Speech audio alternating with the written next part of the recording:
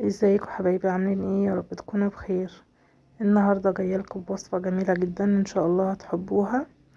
جميله كده وخفيفه، وان شاء الله هتحبوها جدا، حتى لو عندكم اطفال بجد هتحبها جدا جدا. الوجبه دي من ربع كيلو بس لحمه، هتقضي 2 كبار تلات اطفال او 4 افراد. جميله جدا يا بنات، ان شاء الله هتعجبكم. مقادير بسيطة، وكمان فيها حاجات مفيدة لأطفالنا. والله من ربع كيلو بس لحمة هيعمل لك غدا حلو جدا جدا، ولو عندك أقل كمان من ربع كيلو لحمة هتعملي أحلى غدا إن شاء الله. احنا عايزين أكلات تكون اقتصادية، مش عايزين نقف على حاجة. إن شاء الله هنعمل من أقل حاجة، إن شاء الله هنطلع أحسن حاجة. ماشي، هنجيب بقى ربع كيلو لحمة مفرومة. دي ازيد طبعا من ربع كيلو، بس انا هاخد منها ربع كيلو بس، ان انا لسه هعمل حاجات تانية يعني بيها، بس مش في نفس الفيديو ده. تمام. هقول لكم طبعا المقادير دلوقتي، بس لو انتي اول مرة تشوفيني ما تنسيش تشتركي في القناة وتفعلي زر الجرس على الكل عشان يوصلك مني كل جديد، وما تنسيش تحطي لي لايك، فضلا طبعا وليس امرا. يلا بينا نشوف المقادير ايه. اول حاجة هنجيب بولة فاضية، هنحط بطاطساية مبشورة تكون كبيرة. ماشي، ونكون شايلين منها المية، مش عايزين المية. تاني حاجة هناخد معلقة كبيرة من البصل المبشور بدون مية برضو. معلقة كبيرة جزر مبشور، وممكن تحطي معلقتين جزر، معلقتين بصل مبشور، وشوية خضرة اللي هي ايه، اللي هي بقدونس. ولا هحط شبت ولا هحط كزبرة، بقدونس بتدي طعم حلو قوي للكفتة. وهحط معلقة كده يعني حوالي قرن فلفل رومي. تمام، هنقلبهم بقى على بعض. هنحط بقى البهارات بتاعتنا، عبارة عن ايه، كمون، فلفل اسود، 7 بهارات. هنحط بهارات لحمة، لو عندك بهارات لحمة هتحطي جوز الطيب، هتحطي ملح. كمان لو عندك حبهان مطحون حطي، بيدي ريحة حلوة جدا للحمة، هو وجوز الطيب بيودوها في حتة تانية. ولو عندك بهارات كفتة ماشي، يعني بهارات لحمة او بهارات كفتة اي حاجة. هتقلبي بقى كل البهارات دي في الخضار عشان ياخد طعم كده حلو. حطينا جزر مبشور، بطاطس مبشورة، بصل مبشور، قرن فلفل رومي، حطينا معلقة خضرة بقدونس. تمام. بعد كده بقى هنجيب اللحمة بتاعتنا، هندمجها كلها في قلب الخضروات اللي احنا حاطينها. الخضار طبعا مفيد وهيطلع لك كمية اكتر، وكمان حاجة مفيدة لأطفالنا وهيحبوها جدا، طعمها جميل جدا جدا. يعني ممكن انتي تقولي ايه، لا مش بيحبوا البصل، لا مش بيحبوا الخضرة، لا مش هيحبوا البطاطس، مش هتبان اصلا، مش هتبان خالص خالص بجد. انا عندي اطفال وما شاء الله كلوها وحبوها جدا، والله بجد حبوها جدا، واحنا ككبار حبيناها جدا. طعمها لذيذ وحلو قوي. دمجت بقى كل الخضار باللحمة بالشكل ده. هنحط برضو بقسماط ناعم، بقسماط اللي هو اللي احنا بنعمل بالبانيه، معلقتين كده بقسماط ومعلقتين من الدقيق. معلقتين بقسماط ومعلقتين من الدقيق العادي بتاعنا اهو، وهنقلبهم كمان مرة. الدقيق بقى بيخليها متماسكة كده هي والبقسماط، وبيخليها كده اما تيجي تقليها في الزيت ما تفتحش معاكي كده وتتهري، هتخليها كده متماسكة وحلو. طب انا مش عايزة احطي بقسماط ولا دقيق، ممكن تحطي فول صويا. مش عايزة احط فول صويا ممكن احط برغل. تمام، بس الاسهل والاسرع ان انتي تحطي دقيق وبقسماط، بس ممكن تحطي الحاجات التانية اللي قلتلك عليها. هنحطها بقى في التلاجة لمدة ربع ساعة. شكلها تحفة جميل جدا بجد، حلو قوي ان شاء الله هتعجبك.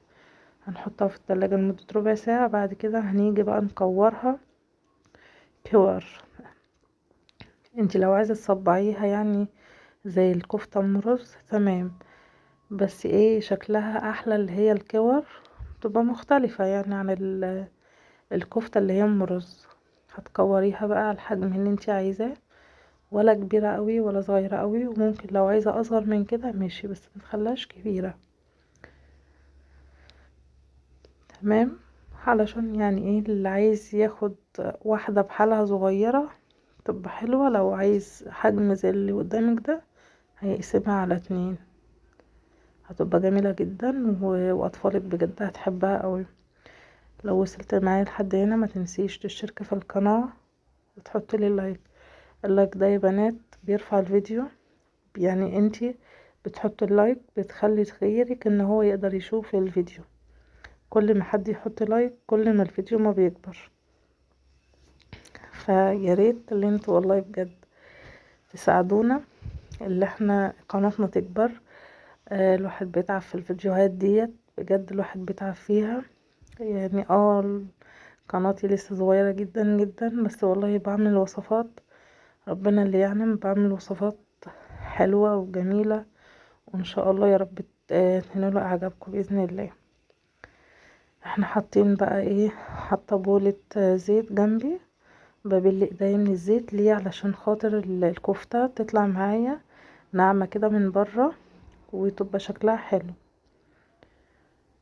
هنعمل بقى الكمية كلها.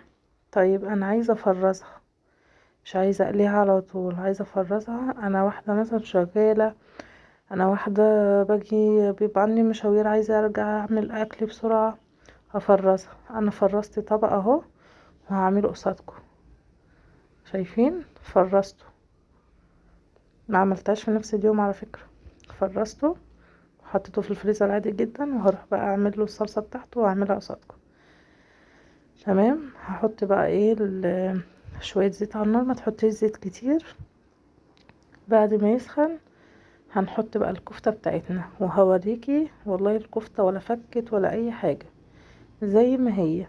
يعني ممكن الناس تقول الخضار اللي انتي حطيتيه في الكفتة ما ممكن يفك الكفتة معاكي، لا، معلقتين بقسماط ومعلقتين الدقيق بجد بيخلي الكفتة معاكي متماسكة.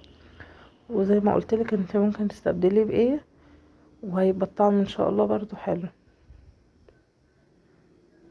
هنجيب بقى طاسة، يعني طاسة كده تانية على النار، هنحط فيها معلقة زبدة كده بلدي او اي سمنة انت بتحبيها.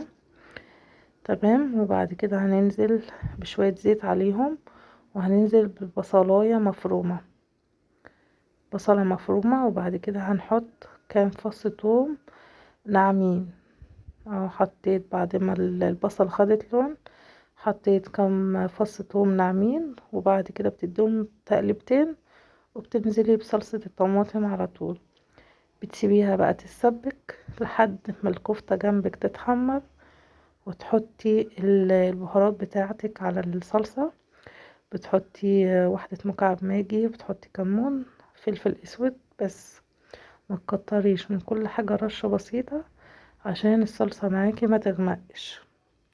رشة فلفل اسود، رشة كمون او رشة فلفل اسود وواحدة ماجي وملح بس، ما تحطيش حاجة تاني، ما تحطيش ولا بهارات ولا اي حاجة. هتقلبي بقى الكفتة الجنب التاني. الكفتة زي ما قلتلك ولا فكت ولا اي حاجة، زي ما هي اهي جميلة. حاولي ان انت تسويها كويس علشان خاطر لما تنزل في الصلصة ما تبوش معاكي، هتلاقيها كده تحس اللي هي بشت كده في الصلصة. لا انا عايزة احمرها كويس. انا ليه عملتها في طاسة ما عملتهاش في حلة؟ عشان افرد الكفتة زي ما انتوا شايفين كده كلها جنب بعضها، ما تبقاش فوق بعضها، انا عايزاها كلها جنب بعضها بالشكل ده.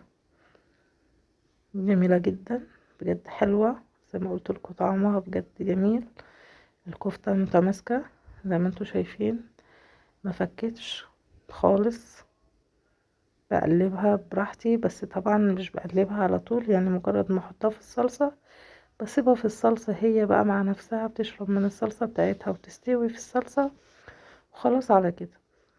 بعد ما قعدناها حوالي 5 دقايق او 7 دقايق في الصلصة او 10 دقايق على نار هادية شوية، ما تعليش النار عليها. تمام. بعد كده بنرصها بقى، بنعمل جنبيها رز ابيض او رز بشعرية او رز حبة بحبة، بس الرز الابيض بجد كان معاه تحفة. جربي الوصفة دي هتعجبك كتير وان شاء الله برضو هتعجب اطفالك. وممكن على فكرة تعملها في عزومة، تعملي كده طبق رز زي ما انا عاملاه كده وتحطي جنبيه حواليه كفتة، فاهماني؟ هيبقى شكله لطيف في العزومات برضو. ولما تيجي تعملي الصلصة لازم تتسبك، يعني مينفعش تحطي اللحم الكفتة في الصلصة وهي نية، لازم تتسبك وبعد كده تحطي الكفتة بتاعتك. لو انت حاسة ان الصلصة تقيلة، لو عندك يعني يا اما شوية مية صغيرين يا اما كبشة شوربة كده، هيودوها ان شاء الله في حتة تانية. ما تنسيش تحطي لي لايك وتشتركي في القناة، بجد بحبكم كتير في الله. وكل اي حد بيكتب لي كومنت، بجد اي حد بيكتب لي كومنت وبيكبر بخاطري وبيكتبه لي كده كومنت حلو، ربنا يا رب يكبر بخاطره. شكرا لك جدا، مع السلامة.